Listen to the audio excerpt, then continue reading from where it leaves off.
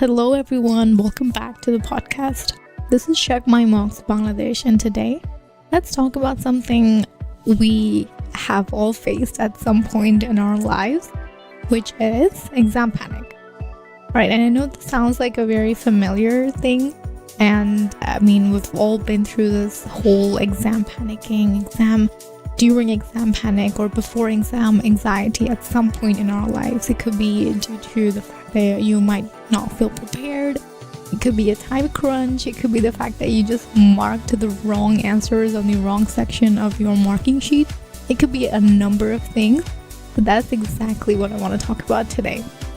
And before we talk about how you can get rid of exam panic or maybe improve your durability during exams so you do not panic, I want to talk about what is exam panic and how exactly this affects your exam.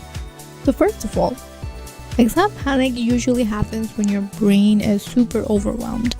Okay, so you could be answering some questions even during the exam. Before the exam, you could be answering some very simple questions and your brain just goes into this overdrive mode. It's overwhelmed. It could be due to the fact that you feel that you have probably done something wrong. You could just maybe mark the wrong section and the wrong answer. Maybe you had a mismatch of your numbering system. That could be one of the top ways I got panicked. I was panicking during exam. And one of the other ways that might happen is that you probably wrote your name wrong. This happens to a lot of people, trust me. If you have done this, don't feel silly at all, because I have been through the same exact thing where I wrote my name wrong. I've written my registration number wrong, and throughout the entire exam I was panicking because I knew that my paper was not going to check or I'm not going to get the result that I want. Another main issue that you face is that when you are in the exam, you just feel underprepared. Okay, you look at the questions and you feel like, oh god, I haven't done any of these things. I don't know how to answer them. And this is a very high-stake exam. It could be your board exams. It could be your, school midterms. It could be a bunch of things. And realizing in the exam that you do not know how to answer these questions, or you know how to answer these questions, or you've done this question before, but the answer just doesn't click. The answer doesn't match, and that's the worst feeling ever. I understand. I hear you. So this is why I have been studying and researching some of the top ways where you could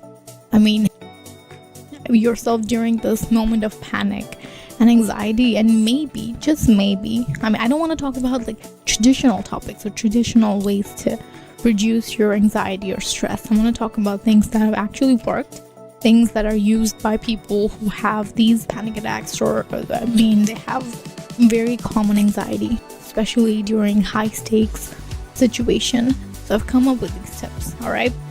And I really hope you guys can probably get to use these things and maybe help yourself during the exam. Alright, tip number 1. Easy first, medium second, and hardest last. This is more of a strategy, compared to a tip, because when you're doing the easy ones first, you gain this level of confidence. Your brain is obviously helping you come up with these confidence. Your brain's understanding, okay, well, maybe, just maybe I know this. It could be an easy question, it could be an easy topic, an easy section that you're very familiar with, that you're good with, and that if you practice it first, there's a high chance that the rest of the paper is going to go smoothly for you.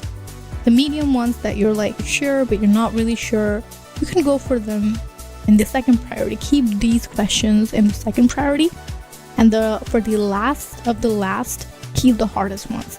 So you don't want to waste time on the hard questions at the first, during the first few moments, because you don't want your brain to go into this panic mode of knowing, oh my god, I don't understand any of this. You don't want that. Alright, second tip.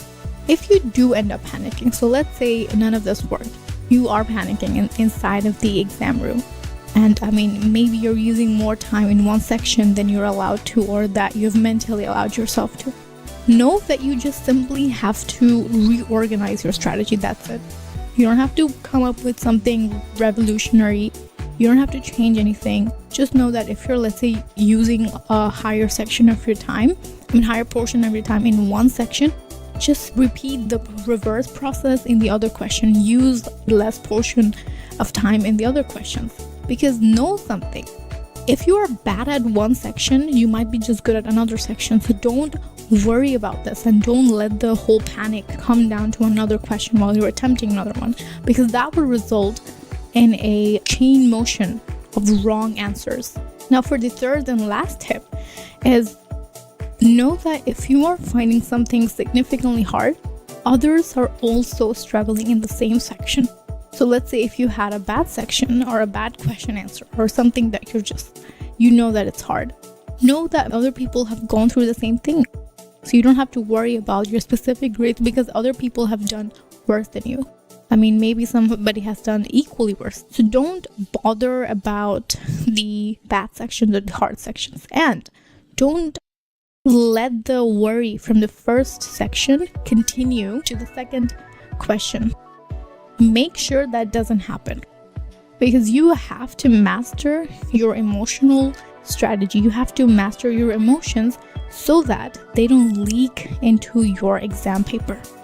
And you have to also regulate your bad energy. If there's something that goes wrong during the exam, make sure you realize, you tell yourself, okay, it's just a bad section of the paper, a bad answer, or a bad MCQ, and whatever I practice next, whatever I attempt next, it has to be good. It has to be great. Install this mindset within your brain, and trust me, you will be seeing change.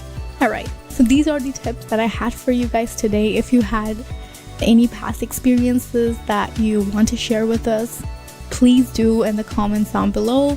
And if you find these tips helpful, also let us know down below. We would love to hear from you guys. And thank you so much for listening. We will be meeting you guys in the next